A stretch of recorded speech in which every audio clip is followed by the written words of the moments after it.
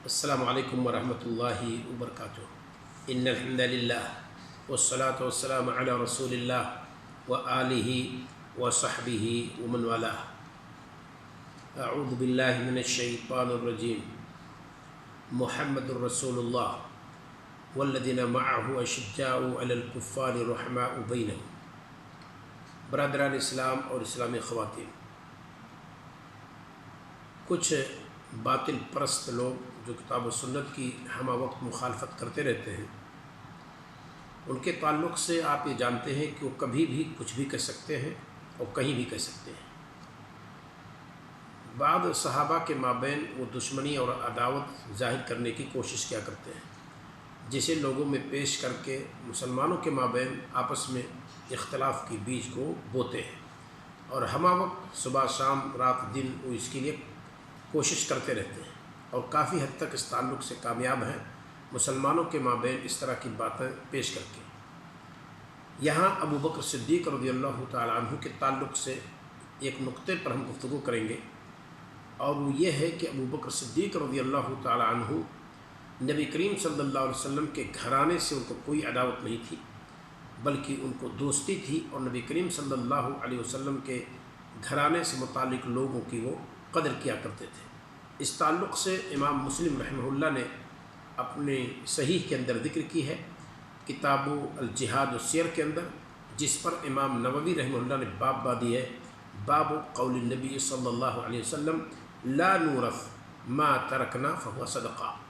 ہماری طرف سے وارث نہیں ہویا جاتا، ہم جو کچھ چھوڑ کر کے جاتے ہیں وہ صدقہ ہوتا ہے۔ باب یہ ہے، اور حدیث نمبر ہے 4679۔ اس نمبر کے تحت امام مسلم رحمہ اللہ نے ایک حدیث ذکر کی ہے، بہت لمبی ہے۔ اسی لمبی حدیث کے اندر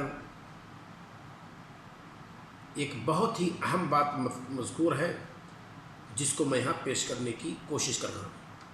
وہ یہ ہے کہ ابو بکر صدیق رضی اللہ تعالیٰ عنہ جب خلیفہ ہوئے اور کئی دن گزر گئے، علی رضی اللہ تعالیٰ عنہ بیعت نہیں ہوئے، تو اس موقع پر جب ان کو بلایا گیا، اور یہ فاطمہ رضی اللہ تعالیٰ عنہ کے انتقال کے بعد کا واقعہ ہے، تو علی رضی اللہ تعالیٰ عنہ کو جب بلایا گیا تو علی رضی اللہ تعالیٰ عنہ کے گھر جب ابو بکر صدیق رضی اللہ تعالیٰ عنہ کو بلایا گیا، تو ابو بکر صدیق رضی اللہ تعالیٰ عنہ وہاں پہنچے، اور علی رضی اللہ تعالیٰ عنہ نے ان کی تعریف میں بہت ساری باتیں کہیں، خود ابو بکر صدیق رضی اللہ تعالیٰ عنہ نے بہت ساری باتیں کہیں۔ لمبی حدیث ہے، کبھی توفیق ہو تو اس نمبر پر رجوع کر کے پوری حدیث کو پڑھ لیجیے۔ وہیں ابو بکر صدیق رضی اللہ تعالیٰ عنہ نے نہایت صراحت کے ساتھ کہا، والذی نفسی بیدی، قسم ہے اس ذات کی جس کے ہاتھ میں میری جان ہے۔ یہ ابو بکر صدیق رضی اللہ تعالیٰ عنہ نے کہا، لقرابۃ رسول اللہ، اللہ کے رسول صلی اللہ علیہ وسلم کے قریبی رشتہ دار، احب الی ان اصل من قرابتی، اللہ کے رسول صلی اللہ علیہ وسلم کے قرابت دار میرے نزدیک زیادہ پسندیدہ ہے اس ناحیے سے کہ میں صلہ رحمی کروں بنسبت خود ہمارے قریبی رشتہ داروں کے۔ یہ ابو بکر صدیق رضی اللہ تعالیٰ عنہ نے علی رضی اللہ تعالیٰ عنہ ان کے گھر سے متعلق دیگر لوگ جہاں موجود تھے، وہاں نہایت صراحت کے ساتھ یہ بات ابو بکر صدیق رضی اللہ تعالیٰ عنہ نے کہی۔ پھر میں اس بات کو ریپیٹ کر دہراتا ہوں، ذرا دیکھیے، والذی نفسی بیدی، قسم ہے اس ذات کی، کس کی بات ہے؟ یہ ابو بکر صدیق رضی اللہ تعالیٰ عنہ کی بات ہے۔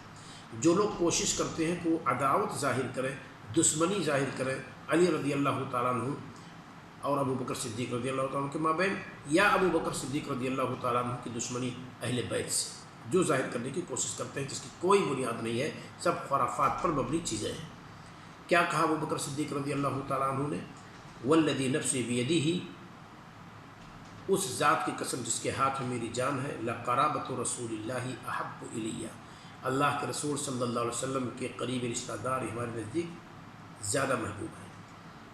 ان اصلہ، یہ کہ میں ان کے ساتھ صلہ رحمی کروں، من قرابتی، میرے عزیز میرے قریبی رشتہ داروں کے بنسبت۔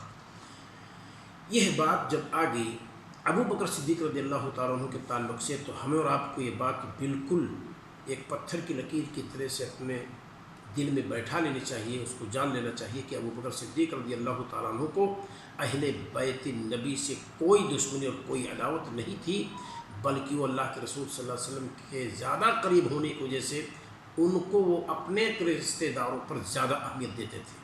اس کے باوجود اگر کوئی یہاں دشمنی ظاہر کرے تو سب خرافات ہے، اور خرافات پر مبنی باتیں ہیں، سب شیطانی باتیں ہیں۔ اللہ رب العالمین ہمیں ہمیشہ حق کہنے، حق سننے، حق پر عمل کرنے اور حق ہی کو دوسروں تک پہنچانے کی توفیق عطا فرمائے۔ السلام علیکم ورحمۃ اللہ وبرکاتہ۔